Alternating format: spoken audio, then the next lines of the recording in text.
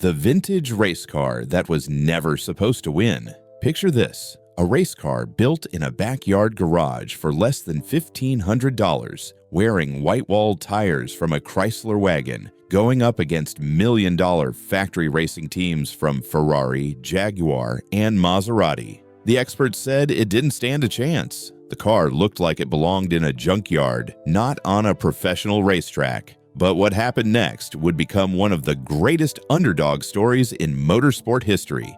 This is the story of Old Yeller 2, the junkyard dog that defied every expectation and beat the world's finest racing machines. The man behind the machine. Max Balchowsky was born in Fairmont, West Virginia in 1924. His mechanical fascination began at 12, working in a bicycle shop, but World War II truly shaped his genius. As a belly gunner on a B-24 Liberator, one of the bomber's most dangerous positions, he earned a reputation for improvising repairs and keeping things running with limited resources over Europe and Burma. After the war, Max moved to Southern California and married Ina Wilson in 1949. Together, they opened Hollywood Motors at 4905 Hollywood Boulevard. This unmarked white garage became legendary in racing circles. Ina wasn't just Max's wife. She was his equal partner, helping with machining, chassis setup, and engine blueprinting. At races, while other owners watched from the sidelines, Ina served as chief mechanic, her hands as oil-stained as Max's. Hollywood Motors became famous for its network of creative fabricators and engine transplants, swapping powerful American V8 engines into European sports cars. Max's encyclopedic knowledge of parts, gaskets, and bearings that could substitute between American and European manufacturers would prove invaluable in his racing career. The birth of a legend. The Old Yeller saga actually began before Old Yeller 2. In 1952, Max bought a 1932 Ford Roadster hot rod and started drag racing it. After swapping in a Buick V8 engine, he nicknamed it the Buford Special and began entering sports car races, which was unusual at the time. Success followed, and Max's confidence grew. Between 1954 and 1955, he purchased several Duretti Swallow sports cars from England, ripping out their 2-liter Triumph engines and replacing them with American power plants, Buicks, Cadillacs, and Chevrolets. Most were sold to customers, but Max kept one for himself, calling it the Duretti Special. Then came the car that would earn the Old Yeller name. Max acquired a special racing car built by Dick Morganson of Phoenix, Arizona. Morganson had originally installed a Plymouth inline-6 engine, but later replaced it with a Buick 215 Nailhead V8. Max bought the car, kept the Buick engine, and gave it a screaming yellow paint job. The name Old Yeller came from a photographer friend, Lester Nahamkin, who hung around Hollywood Motors. It was a reference to the 1959 Disney movie about a loyal, faithful stray dog. The parallel was fitting. This was a mongrel of a race car cobbled together from mismatched parts, but it had heart, and it could fight. The car looked like junk, with hammered mismatched panels, black steel wheels, and bent fenders over scowling headlights. But it had over 300 horsepower and a 0 to 60 time under 4 seconds. And it won races, consistently, building the dream. By the fall of 1959, Max had gained invaluable experience racing Old Yeller 1 against the best factory teams from Europe. In 1958, something remarkable happened at the Santa Barbara races. Lance Reventlow and his powerful Scarab, which cost a huge amount of money to build, broke the track record at Santa Barbara. Then Max, with his scruffy, rough-looking Old Yeller 1, proceeded to break the Scarab's track record shortly after. This convinced Max that he could design and build a truly competitive race car from scratch. Max and Ina gave themselves just 7 weeks to build an entirely new race car at their Hollywood Motors garage. The goal was to have it ready for the October 1959 United States Grand Prix sports car races at Riverside International Raceway. The construction method was as unconventional as everything else about the project. The tube frame chassis was fabricated over chalk lines drawn on the shop's concrete floor. No fancy engineering drawings, no computer simulations, just Max's experience and intuition translated into chalk marks on concrete. There was never any doubt about which engine to use. Max had always used Buick motors, and he was considered the guru of Buick performance. For Old Yeller 2, he selected a massive Buick nailhead, 401 cubic inch V8. Ina blueprinted the big Buick Nailhead 401 to produce 305 horsepower, but horsepower was only part of the equation. Max had learned that durability and reliability won races, not just speed. He developed his own tricks for the Buick engines, using loose valve settings and installing the biggest radiator that could possibly fit in the car. The cylinder heads couldn't be modified much due to their design, so Max relied on legendary cam designer Ed Winfield to create custom camshafts specifically for his road racing applications. The total cost to build Old Yeller 2. Max bragged that it cost him exactly $1,456.72. In comparison, the factory-backed European teams were spending hundreds of thousands of dollars on their race cars. The Whitewall controversy. One of the most talked about features of Old Yeller 2 wasn't the engine or the chassis, it was the tires. The Whitewall tires were sourced from a Chrysler wagon, while competitors were running expensive racing tires from Pirelli, Dunlop, or Continental. Max showed up with Whitewalls that looked like they belonged on a family car. When asked why, Max would earnestly explain to the gullible that the gas station in front of his shop had a sale on Whitewalls and had given him a good deal. It was classic Max Balchowsky humor, keeping people guessing whether he was joking or serious. The truth was far more sophisticated. Max had actually traveled to Akron, Ohio, the tire capital of America, to study tire construction with the engineers who designed them. They gave him a durometer, an instrument about the size of a pocket watch, to test the shore hardness of tire treads. Max worked with Gardner Reynolds Incorporated to develop special cured recaps, having them removed from curing 5 to 10 minutes short of the suggested time to create a softer racing tire. The Whitewall tires became part of Old Yeller 2's mystique. Here was a car that looked completely out of place among the sleek European thoroughbreds, yet it could match or beat them on the track. Taking on the Giants. On October 10 to 11, 1959, Old Yeller 2 made its debut at Riverside International Raceway for the United States Grand Prix sports car races. The official race program described Max as the driver mechanic who made the backyard specials famous in Western road racing. The first season revealed durability issues that needed sorting, but by 1960, everything clicked. Old Yeller 2 won 6 out of 15 races that year, an extraordinary achievement for a backyard-built special. What made it remarkable was the talent behind the wheel. When Max wasn't driving, Old Yeller 2 attracted some of racing's greatest names. Dan Gurney, who would achieve Formula One fame, drove it at Riverside and Laguna Seca, calling it like driving a baby buggy, high praise from a racing legend. Carroll Shelby, future creator of the legendary Cobra, drove Old Yeller 2 at Road America and Santa Barbara. At Road America, Shelby held the lead for 31 laps with nearly a minute's advantage. Bob Bondurant, Billy Krause, Bobby Drake, and Paul O'Shea all took turns at the wheel. Billy Krause, who became the first Cobra driver for Carroll Shelby, said, "The Old Yeller 2 was the best race car I have raced. Considering the exotic machinery these drivers accessed, that statement speaks volumes. The competition was formidable." Old Yeller 2 faced the finest Maserati birdcages, Testarossa Ferraris, Jaguars, and Porsches, million-dollar machines backed by factory teams with unlimited resources. Yet here was Old Yeller 2.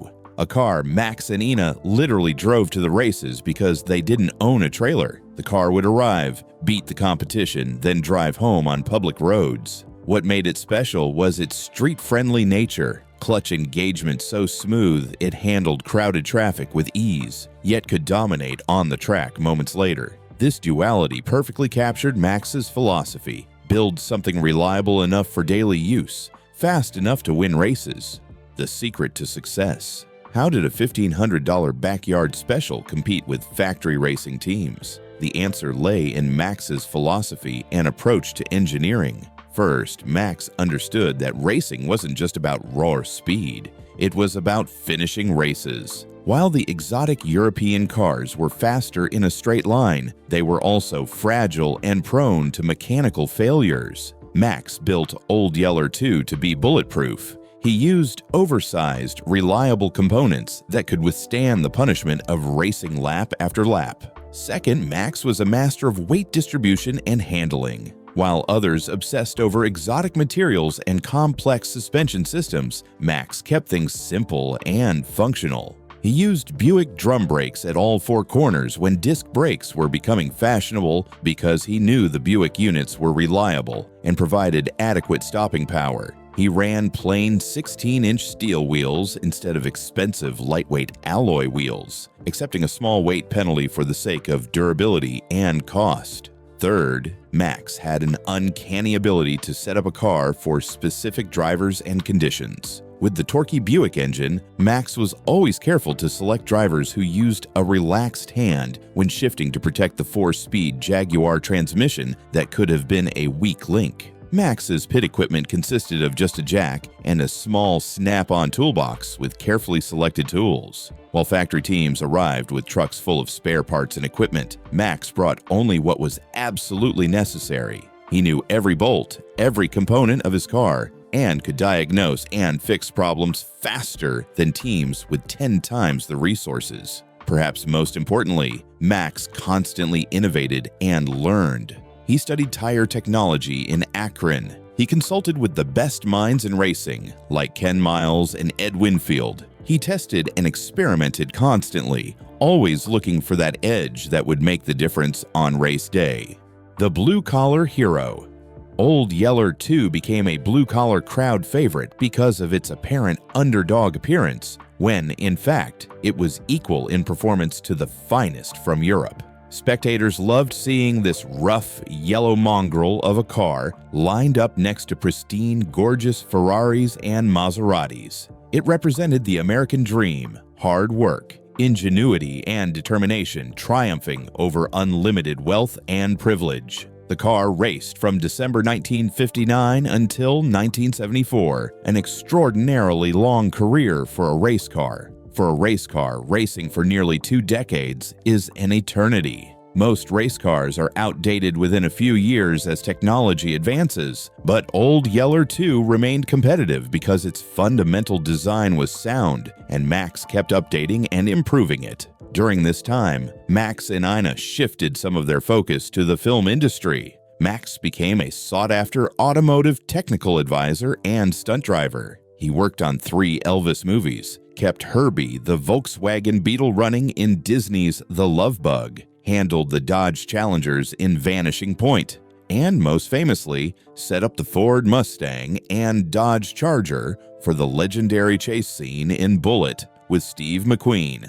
The Bullitt Mustang, with its Balchowsky modified engine and suspension, is now in the National Historic Vehicle Register. Despite his Hollywood success, Max never forgot his racing roots. Old Yeller 2 remained a constant in his life, a testament to what he and Ina had built together. A new guardian.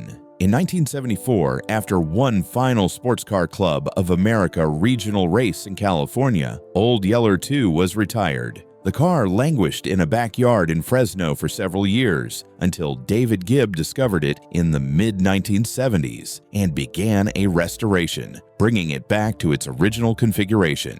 Then came Dr. Ernie Nagamatsu. As a young dental student living in an apartment just blocks from Hollywood Motors, Ernie would walk past the shop in the evening. Around 8 or 9 at night, the light might be on at Hollywood Motors, a trash can propping the door open, and passing by, Nagamatsu would recognize the invitation and stop in for coffee. Max started his day around 2 in the afternoon and often worked long into the night. By 9 o'clock, he was ready for a break and a chat. So there they sat, the freshly graduated student and the wily old hot rodder, sharing stories of racing past and present. Their friendship grew over the years. Ernie's first major purchase after graduating dental school was a Mercedes 300 SL Gullwing, which Max would work on. Max never once sent Ernie a bill, which made it difficult to estimate what would be fair payment. More importantly, Max began passing on stories, photographs, race programs, and memorabilia to Ernie. In 1989, when Dave Gibb decided to sell Old Yeller 2, he waited patiently for 2.5 years so Ernie could buy the car, knowing that Ernie had all the race history, photographs from the build, trophies, and dash plaques. Ernie bought Old Yeller 2 and proceeded to restore it to its most historic and period-correct configuration from the 1959 build. Max really opened this world to me, Nagamatsu says. Now it's about what I call designated responsibility. I want to take care of this car, a custodian carrying on its racing legacy, racing into the modern era. Under Ernie's stewardship, Old Yeller 2 hasn't been relegated to museum display. The car still races and races hard. Old Yeller 2 has raced at international historic racing events, including the Goodwood Festival of Speed and the Goodwood Revival Meeting, races over 12 times. The legendary race car has won prestigious awards, including the Rolex Phil Hill Monterey Cup, the first Bruce McLaren Perpetual Trophy at New Zealand Festival of Motor Racing, and the Rolex Australia Formula One Grand Prix Historic Race Winner Trophy. In America, it has competed at Road America, Lime Rock, Coronado Speed Festival, and the Monterey Reunion races at Laguna Seca. Old Yeller 2 campaigns around the world, everywhere from Goodwood to Australia, with Nagamatsu at the wheel. The Australians cheer for the car just as much as Americans do. There's something universal about the underdog story that transcends nationality. Ernie says the value added to living with and racing Old Yeller 2 is the many hours he spent with Max Balchowsky, getting to know the man and how he thought.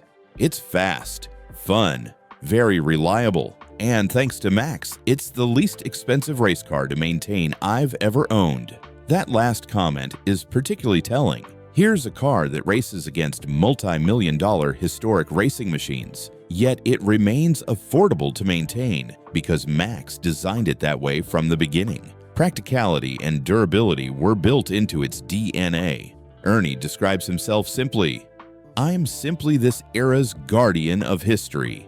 Old Yeller will probably last forever. The Latin phrase custodia flammae best describes me, as I am the keeper of the flame, the legacy."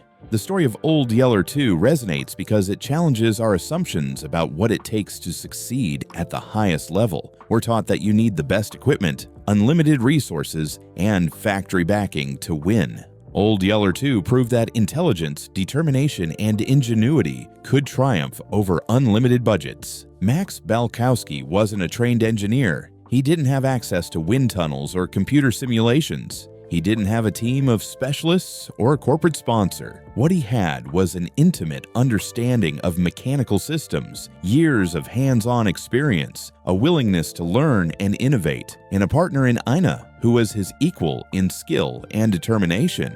The car itself embodied American hot rod culture at its finest, taking readily available components, modifying them cleverly, and creating something greater than the sum of its parts. The Buick engine came from a production car.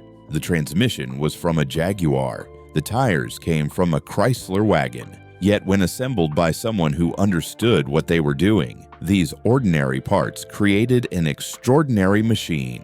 Old Yeller 2 also represents a different era in racing, when privateers and independents could compete on equal footing with factory teams. It was a time when a clever individual with limited resources could still win through skill and determination. While that era may be gone in professional racing, the spirit of Old Yeller 2 lives on in grassroots motorsports around the world. More than 65 years after its creation, Old Yeller 2 is still racing at prestigious events around the world. This rough, yellow, backyard-built special that cost $1,500 continues to prove that the greatest victories don't come from the biggest budgets. They come from heart, determination, and clever engineering. Max and Ina Balchowsky showed us that you don't need factory backing to win. You need skill, reliability, and the courage to compete even when everyone says you don't belong. The Junkyard Dog that was never supposed to win became a legend, and that's why Old Yeller 2 will never be forgotten. If this story inspired you, hit that like button and subscribe for more incredible underdog stories from racing history. Drop a comment below and let me know which vintage race car you'd like to hear about next. Thanks for watching.